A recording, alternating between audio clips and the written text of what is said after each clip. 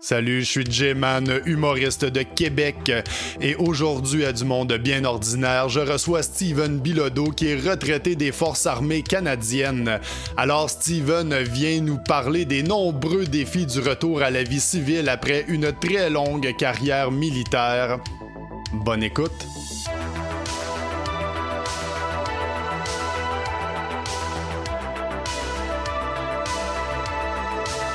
Alors, Steven, allô? Allô, Jérôme. Merci de prendre le temps aujourd'hui de venir nous parler un peu de ton expérience avec les forces armées canadiennes, évidemment. Ça me fait super plaisir. Merci de me recevoir puis de me permettre aux gens de me découvrir davantage sur un autre angle, mettons. Parfait. Moi, j'ai bien hâte qu'on jase de ça. J'ai beaucoup de questions, oui. Mais déjà, j'aimerais ça que tu nous parles un peu comment...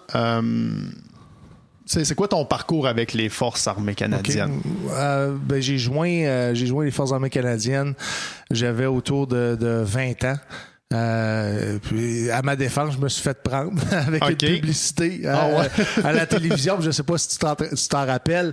C'est une publicité qui disait joignez les Forces armées canadiennes si l'aventure vous intéresse. Pour moi, c'est le mot aventure qui m'a accroché le plus.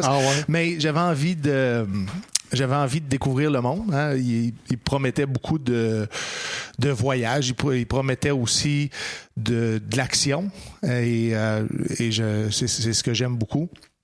Je pense que je voulais me valoriser, avoir l'estime de moi, de m'accomplir comme homme. Je pense que c'est ça qui m'a attiré davantage parce que je savais pas dans quoi j'allais m'embarquer. Même si j'avais été au centre de recrutement, j'avais pris de l'information, je savais pas du tout ce qui m'attendait, même au niveau de l'entraînement de base à l'école des recrues des Forces armées canadiennes à Saint-Jean-d'Iberville.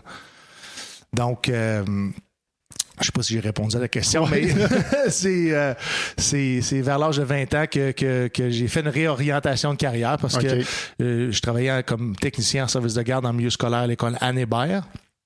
Et puis la première année, j'avais eu une demi-année. Je prenais un congé de maternité. Je remplissais dans un congé de maternité. Et puis, je me suis retrouvé à avoir un temps complet l'année suivante. Sauf qu'il y avait à cette époque-là une menace que les gens qui n'avaient pas de formation complète, comme technicien en service de garde, la possibilité d'être remplacé par quelqu'un qui avait une formation complète. Faut reculer plus de 20 ans en arrière pour comprendre la situation, mais c'était la situation dans laquelle j'étais. J'avais plusieurs emplois. Je travaillais en loisirs au centre Monseigneur Bouffard dans la basse ville de Québec. Et travailler avec les enfants, c'est ce qui me passionnait. J'avais 5-6 emplois en même temps et j'avais besoin de sécurité, j'avais besoin de me projeter dans l'avenir et je me voyais pas à 40 ans être avec des enfants et être à quatre pattes à faire de l'animation. J'avais envie d'avoir un plan de carrière, j'avais envie d'avoir un fonds de pension, j'avais envie de voir le bout du tunnel, dans le sens que si un jour je tombais avec moins de capacité physique ou je m'en allais vers la retraite, je voulais avoir la sécurité, en fait, de pouvoir vivre ma vie sans nécessairement en arracher. Effectivement. Puis pas toujours non plus ramasser à 40 ans, faire encore 5 jobs à gauche puis à droite. Exactement. La précarité d'emploi, c'est quelque chose d'anxiogène. C'est quelque chose qui prend énormément d'énergie. Et je voulais sortir de ça. Surtout que j'avais de la difficulté à cette époque-là à faire une bonne gestion des entrées d'argent puis des dépenses. Mon style de vie était au-delà de ce que je gagnais. Je voyais que je m'en allais davantage vers une faillite personnelle. Tu sais, si je peux dire ça, j'exagère peut-être un petit peu, mais j'accumulais des dettes. J'accumulais pas des épargnes et puis je m'en allais pas dans la bonne direction, mettons, au niveau de la sécurité financière.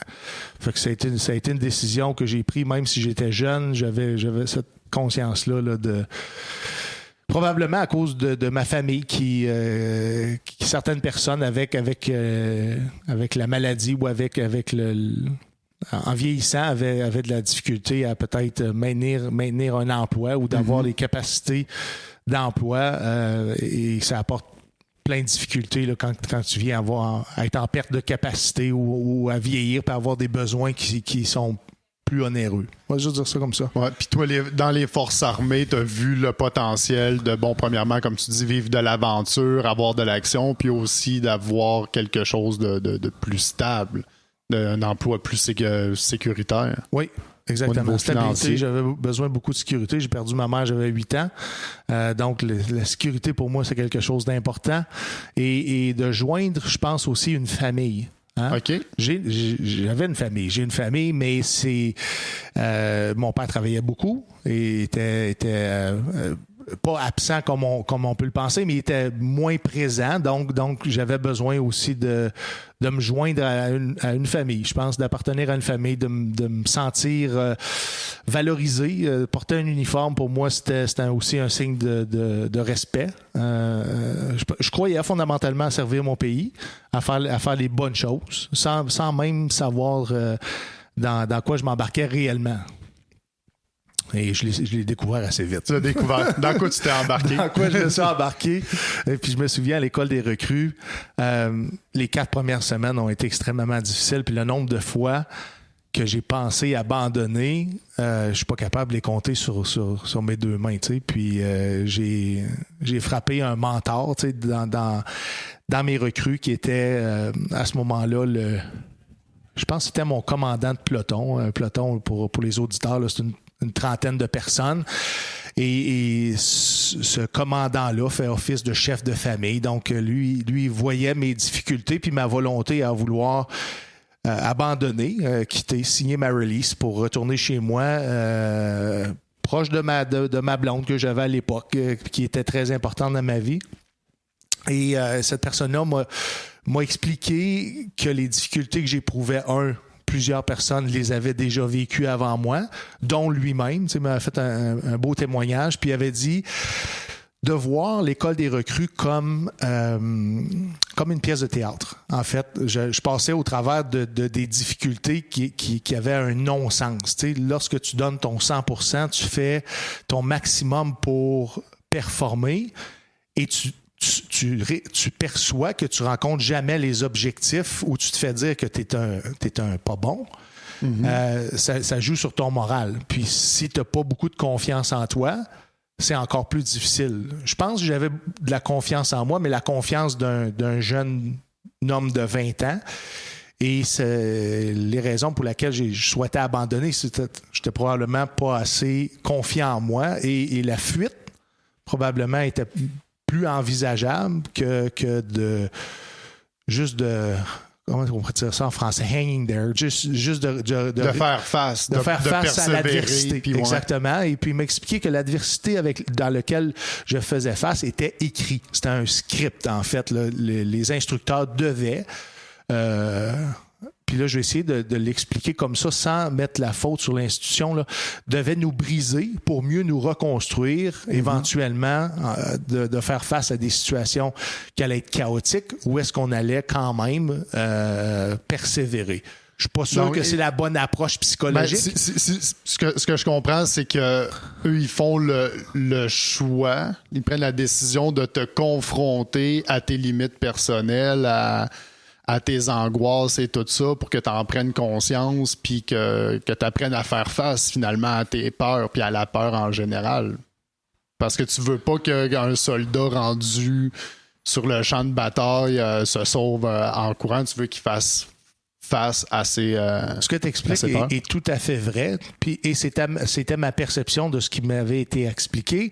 C'est qu'on devait te pousser jusqu'à tes limites personnelles ou les limites du groupe pour que si un jour tu as à faire face à des situations difficiles, je pense tu saches si tu es capable d'excéder, d'aller plus loin, de repousser tes limites ou si tes limites ont été atteintes. Et à ce moment-là, je pense faire le mieux que tu peux dans la situation avec tes capacités.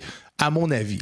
Il y a du bon, il y a du pas bon. C'est sûr que ça laisse des traces parce que plusieurs militaires que j'ai côtoyés dans ma vie et que je côtoie encore, ou des ex-militaires que je côtoie aujourd'hui dans ma vie, ont été brisés dès les recrues.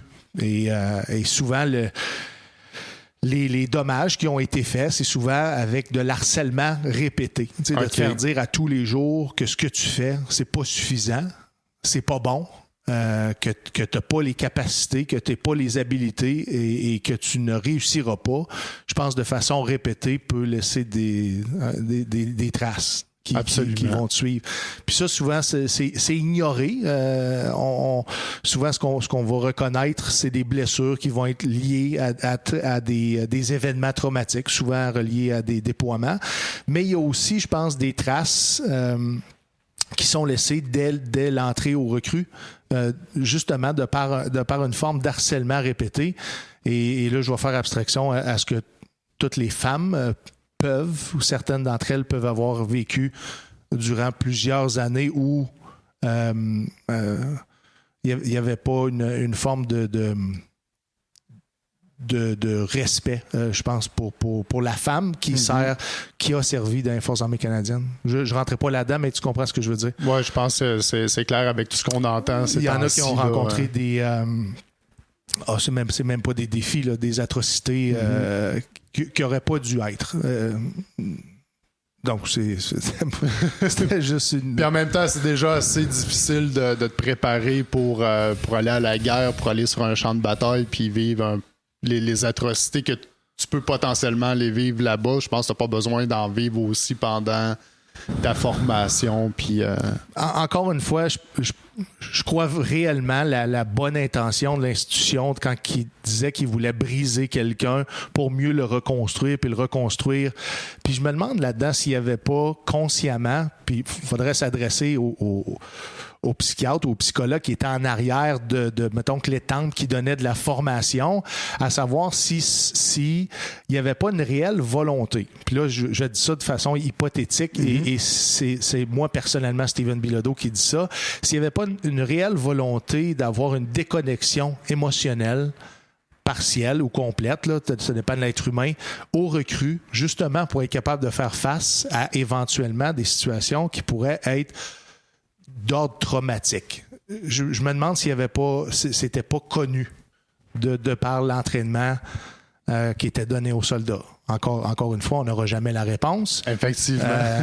L'institution est plus grosse que vous et toi. Effectivement, puis ils gardent beaucoup de secrets, je pense. Exactement, puis c'est correct comme ça parce que c'est là où est-ce que le service militaire prend tout son sens. Mais je suis un de ceux qui croient que si on devrait mieux informer les jeunes sur... je dis les jeunes, il y en a qui vont joindre les Forces armées canadiennes, qui vont être plus vieux, mais je pense qu'il faut mieux informer sur les potentiels risques de vivre une déconnexion émotionnelle.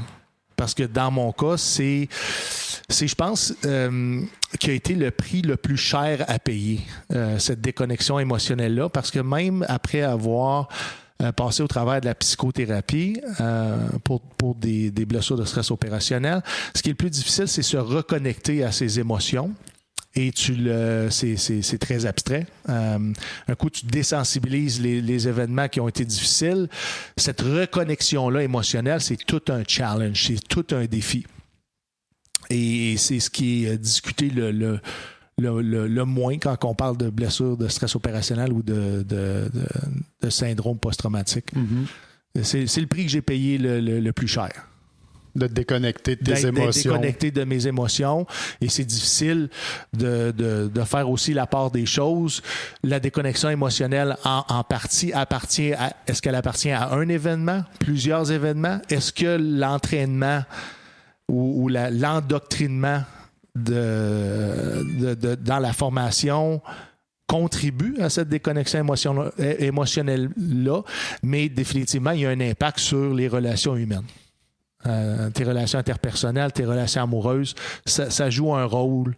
Puis là, j'entends si tu me dis, bon, il y a la grosse question, cette déconnexion-là, elle vient de plusieurs endroits potentiels. Est-ce que c'est un événement? Est-ce que c'est plusieurs événements et tout ça? Donc, j'imagine que pour toi, après, quand tu essaies de te reconnecter à tes émotions, tu as tout ce gros travail-là d'essayer de venir démêler tout ce nœud-là psychologique de où c'est que ça vient, où c'est que ça a cassé, où est-ce qu'il faut que je recolle des morceaux. Donc, ça doit prendre beaucoup de temps, beaucoup d'énergie pour remettre ça en place. C'est beaucoup de temps, beaucoup d'énergie, puis il ne faut pas faire abstraction aussi à l'environnement. Tu sais, les gens ont des difficultés dans leur vie personnelle, font face à des défis aussi. Donc, si tu es aux prises avec des traumatismes ou des maladies mentales même d'ordre, je veux dire, d'ordre biologique à la naissance, puis t'ajoutes à ça un traumatisme et des difficultés personnelles, là, tu te retrouves avec un casse-tête qui est encore plus compliqué à résoudre. Mais dans mon cas à moi, ce que j'ai fait, c'est que j'ai adressé ce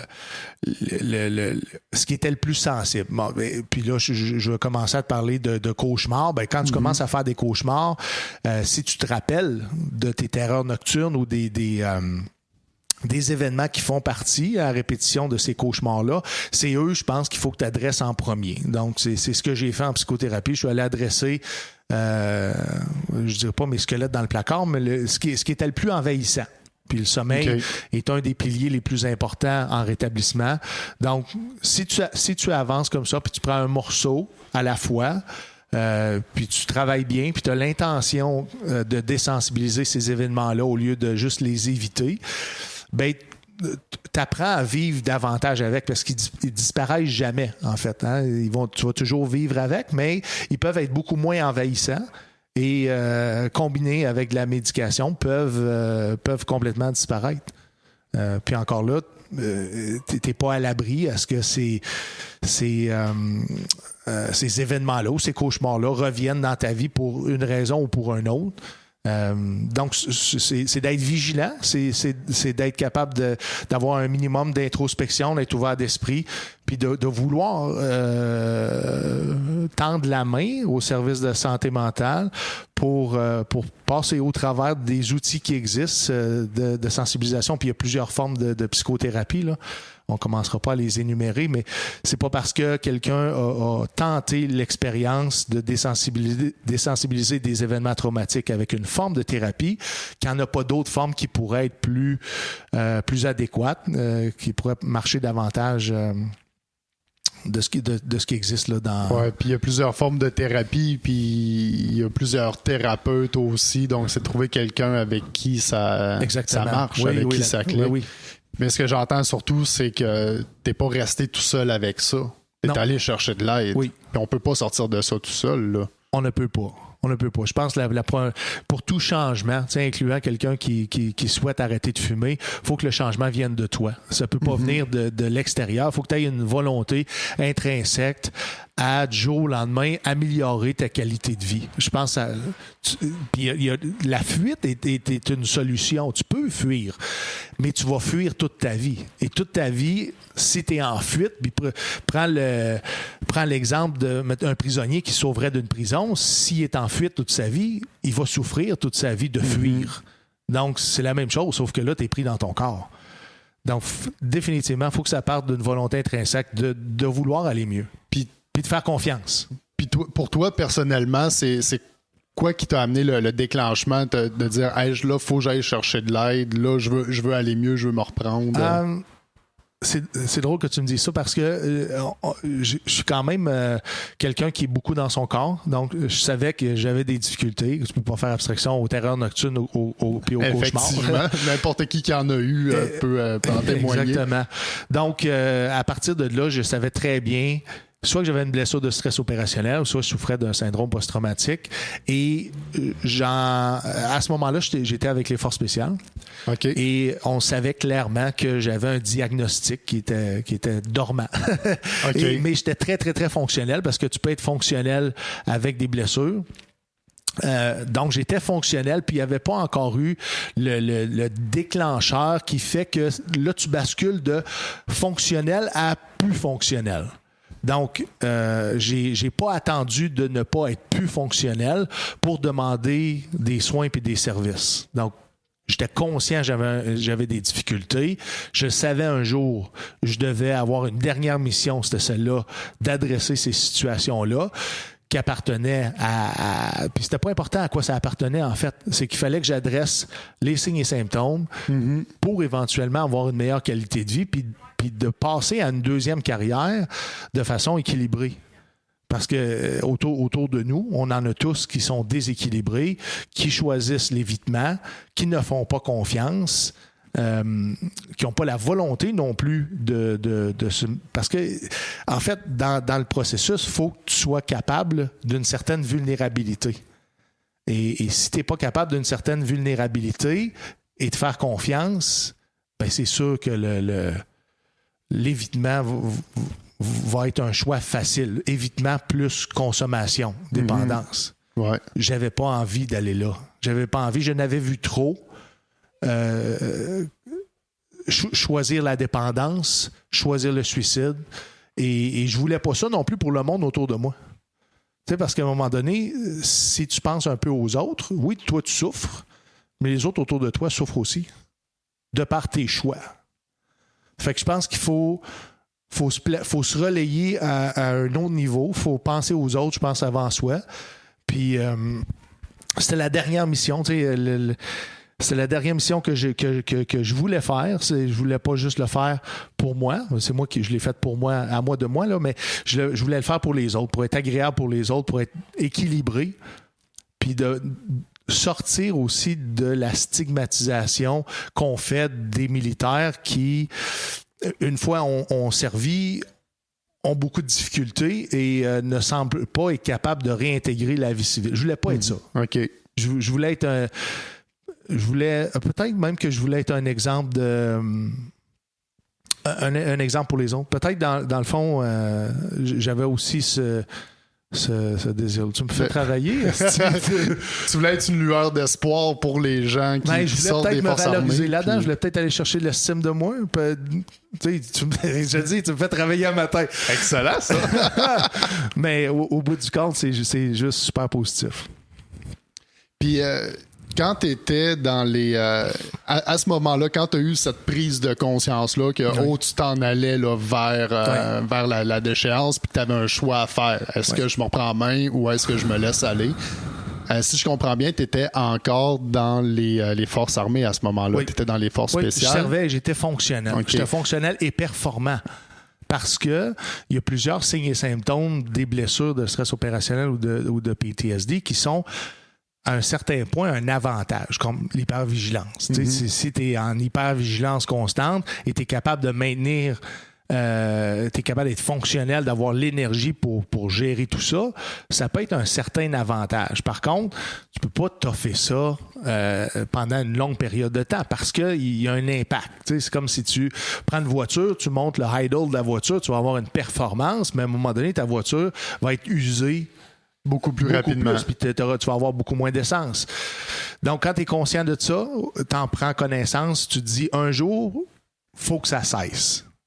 Je dis pas que j'ai pas mis un genou par terre, mais j'étais pleinement conscient que je devais avoir des soins et des services. Puis, quand tu es allé, vu que tu étais encore actif dans les forces, quand tu es allé chercher des soins et services, est-ce que ça a été mal vu de la part de tes collègues ou des forces armées d'aller chercher de l'aide comme ça? Mal vu, non. Mal vu, non. Au contraire, j'ai trouvé énormément de support. Énormément de gens qui voulaient pas que je l'échappe. Donc, les gens ont été très, très alertes pour me supporter de A jusqu'à Z. Par contre, tu vas faire face aussi à des pairs, des soldats comme toi, à côté de toi, qui, eux, en marge, vont vivre des difficultés et ne seront pas nécessairement capables de voir ce que tu vis. Donc, il va peut-être avoir un jugement, mais le jugement est du fait qu'ils ne sont pas capables de voir plus loin que leurs propres difficultés. Fait que puis je vais te donner juste hypothétiquement une réflexion. Mm-hmm. Chris, on vient de perdre un autre gars, ça me donne 2 fois plus de travail. Ben, c'est vrai. Mais si tu es un peu empathique, ben cette personne-là, il y a un être humain qui souffre en arrière du fait qu'il soit plus capable d'occuper l'emploi. Mm-hmm. Donc, puis pour ça, faut je pense, il faut pas souffrir tant que ça, pour être capable d'être tourné vers l'autre.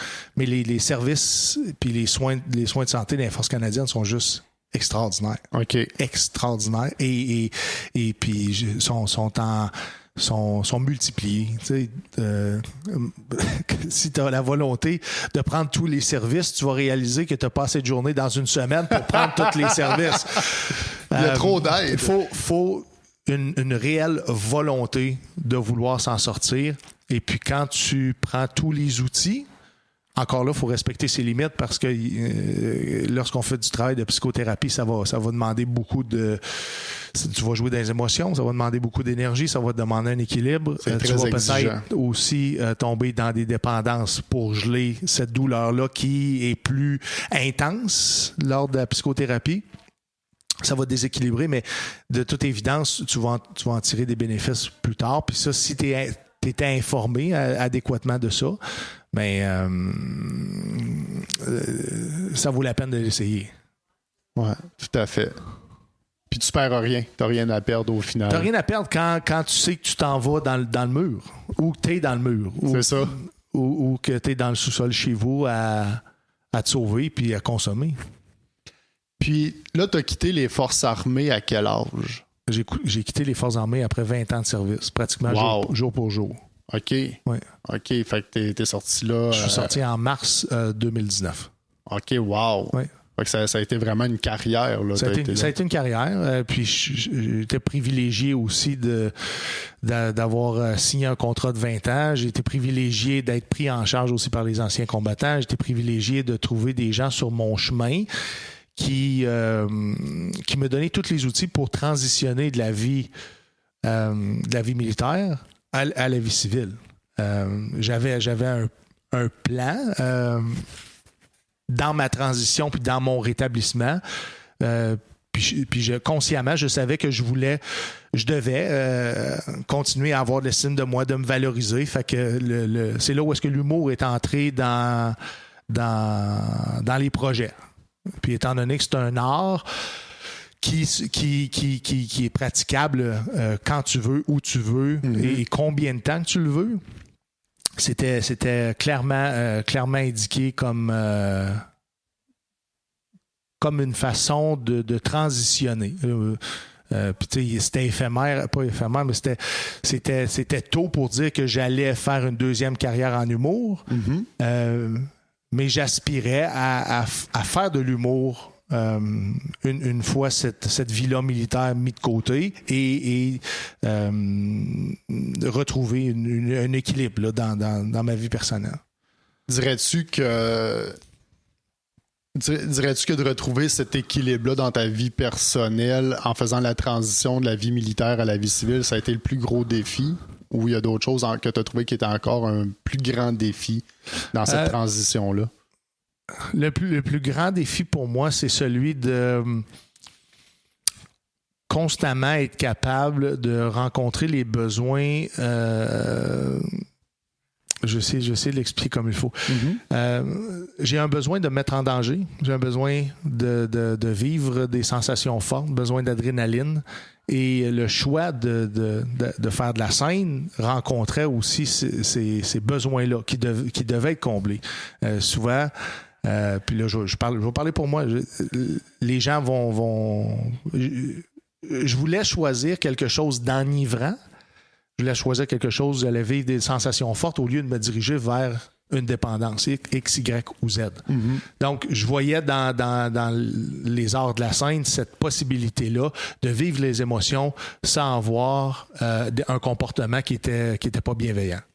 C'est vraiment ça. Mais j'ai pas utilisé l'humour, j'ai pas choisi l'humour comme une thérapie. Contrairement à ce que certains peuvent penser, j'ai choisi l'humour justement pour combler ces besoins-là. Qui était comblé avec les opérations militaires et aussi en marge la carrière d'athlète que j'ai faite dans les Forces armées canadiennes. Parce que du jour au lendemain, je me suis retrouvé à prendre ma retraite de équipe Canada militaire que je jouais au basketball. OK. Où est-ce que j'étais capitaine de l'équipe. Il a fallu que je quitte ça parce que les jeunes poussait en arrière de moi et était plus performant. Donc, il fallait que je prenne ma carrière de ça et de commencer mon deuil, en fait, de sortir de l'institution, de sortir de la famille qui m'avait accueilli quand j'avais 20 ans pour transitionner vers la vie civile. Des fois, ça peut faire peur. C'est un gros deuil, là. T'es devenu un gros changement. Un peu institutionnalisé. Souvent, je compare ça avec... j'ai jamais fait de détention, mais tu sais, quelqu'un qui peut avoir purgé une longue peine en détention fédérale, du jour au lendemain, on le sort de la barrière, puis on lui dit, bon, mais maintenant, t'es tout seul. Ouais. Va vivre ta vie. Mais là, débrouille-toi. Pendant les derniers 20 ans, ben on m'a encadré, on m'a supporté, on m'a valorisé par des médailles, des diplômes, des encouragements, des succès.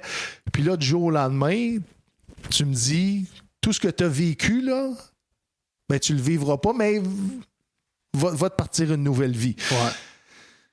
Ouais. Et ce que je veux dire, c'est que oui, il y a des outils pour transitionner, mais il n'y a pas personne qui te dit cible tes besoins, puis choisis une carrière à la hauteur de tes besoins. Ils vont te donner tout ce que tu peux ou tout ce que tu veux pour te réorienter, mais jamais ils vont peut-être adresser les besoins fondamentaux en arrière d'une carrière militaire. Puis là, je te parlais tantôt de sensations intenses, adrénaline, besoin de se mettre en danger, besoin de se sentir vivant encore. Puis je fais un parallèle avec la déconnexion émotionnelle. Si encore une fois, je vais parler pour moi, mais j'ai une déconnexion émotionnelle partielle, ben me sentir vivant, ça n'en prend un peu plus que les autres. L'humour remplit ce rôle-là à merveille. Mais je veux juste... Tu reviens à l'humour, là. Oui. Je veux juste être certain que tu es conscient que c'est une drogue, ça aussi. Monter sur la scène, puis les rires, puis les applaudissements du public, c'est de la drogue. Et je le dis ouvertement ce matin, je suis addict. Ah oui. Oui. Et même, tu sais, puis je vais citer Dave Godette parce que c'est lui que j'ai entendu le dire, c'est pratiquement un suicide psychologique d'une certaine façon parce que c'est un parcours qui se veut d'échec et de réussite. Les échecs sont aussi très difficiles, mais les réussites sont très satisfaisantes.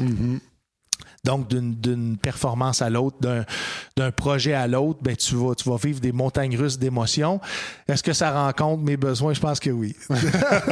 C'est le prix à payer, justement, pour accéder à des sensations fortes comme ça.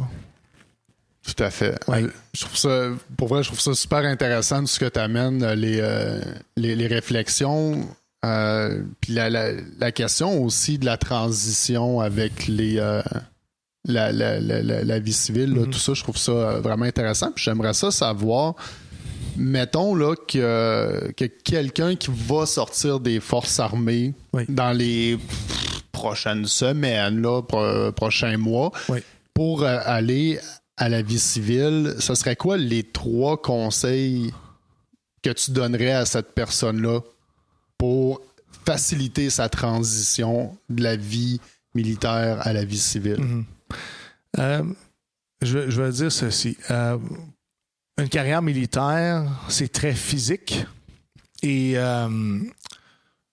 tu peux pas penser que ton corps va être capable de passer au travers d'une carrière complète dans les Forces armées canadiennes. Donc, si tu prends ça en considération qu'éventuellement ton corps peut te laisser tomber parce que c'est un métier très exigeant physiquement, mais aussi il y a d'autres métiers exigeants, mais ce que je veux dire, c'est que si tu as en tête que tu vas peut-être devoir, à cause de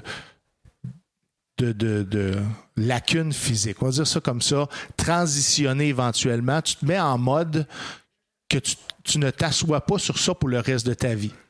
Donc, puis c'est difficile de faire ça à 20 ans. Tu sais, ça n'arrive pas à 20 ans, ça arrive plus tard. Quand les bobos commencent à surgir, là, tu dis, est-ce que je vais être capable de faire 35 ans puis d'arriver à une pleine pension dans les Forces armées canadiennes avec le corps? Tu sais, l'esprit va suivre souvent. Mais c'est le corps, à un moment donné, va te lâcher. Donc, tu vas devoir penser à une transition.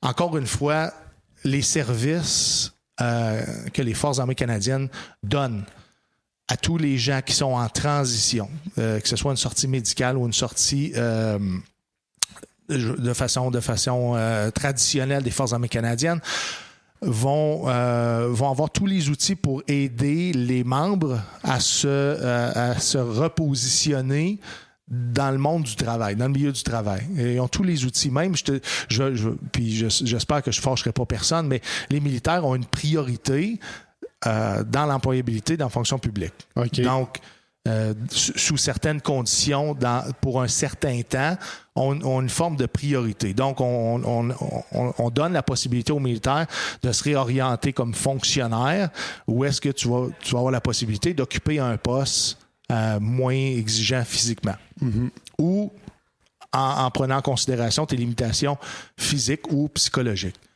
De plus en plus, avec la rétention des Forces armées canadiennes, ils vont essayer de conserver les militaires en uniforme en les relocalisant aussi, soit dans certains métiers ou dans certains travails un peu plus administratifs. Ça se fait davantage. Je reviens à tes 3 points. Ouais. Donc, c'est celle-là. Si tu prends conscience qu'un jour, tu vas devoir peut-être te rediriger, puis là, tu parlais de sortie des Forces armées canadiennes. Ouais. Donc, de regarder c'est quoi tes intérêts autres que ceux que tu as eus durant ta carrière militaire, tes capacités, tes acquis. En fait, les acquis sont très importants et choisir une deuxième carrière sans même avoir à faire le choix, juste d'avoir une gymnastique psychologique qu'un jour, je pourrais avoir à choisir un autre emploi et d'avoir ça en tête. Et c'est sûr qu'aujourd'hui, dans la position que je suis, je te dirais commencer à y penser avant d'amorcer les procédures administratives de transition serait davantage favorable. Mais écoute, la vie va tellement vite que tu as de la misère à prendre du temps pour couper ton gazon. Donc, c'est pas quelque chose qui est évident à faire, mais de penser que éventuellement ça va peut-être arriver. Je pense que tu as une longueur d'avance sur les autres. L'autre chose, je pense, c'est comme militaire de rester en forme. De rester en forme, parce que si tu restes en forme sans embonpoint, les blessures risquent d'arriver moins souvent, moins rapidement. Donc, rester en forme, c'est important. Puis lorsqu'arrive la transition, si tu es en bonne forme physique, puis la santé mentale aussi est aussi importante. C'est des outils qui sont à ton avantage dans la transition. Puis je pense, comme troisième conseil, je dirais de faire confiance aux gens qui t'entourent. Ça, c'est peut-être plus dur à faire quand tu as un passé militaire. Mais les services sont là. Les services sont là, c'est de prendre les services, même si on pense que tu sais, j'ai tous les outils nécessaires, j'ai un bon plan, je fonce. Pourquoi pas utiliser les outils qui sont là?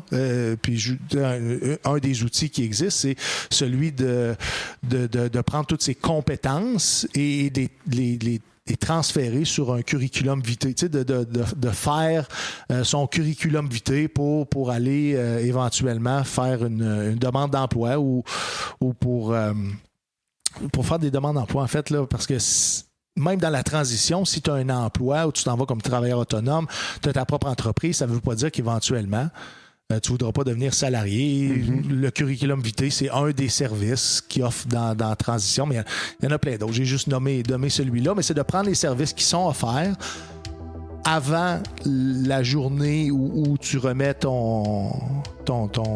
carte de militaire, puis tu t'en vas, tu sors de l'édifice, puis t'es rendu un ex-détenu. Du monde bien ordinaire est une production de CKIA. Idéation, réalisation, montage, J-Man. Musique, gracieuseté de White Bat Audio. Coordination, Pascal Evans. Découvrez d'autres balados sur la plateforme Création Originale à ckiafm.org.